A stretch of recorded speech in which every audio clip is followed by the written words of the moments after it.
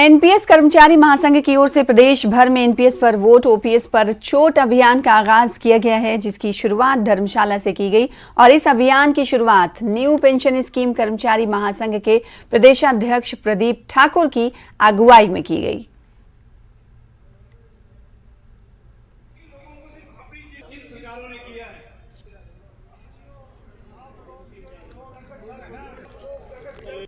प्रदीप जी, सबसे पहले तो न्यूज़ 18 पर आपका स्वागत।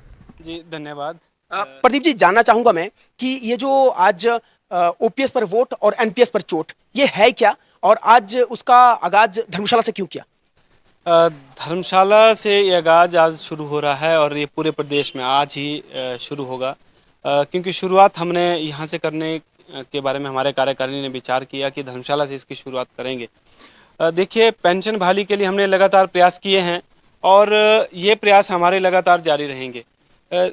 और ये इसलिए हमें ज़रूरी महसूस हुआ कि क्योंकि लगातार हमने संघर्ष किया, हमने रैलियां की, धरने किए, प्रदर्शन किए। जब हमारी बात नहीं मानी गई तो लोकतंत्र में एक बड़ा निर्णायक कदम होता है, वो वोट होता है।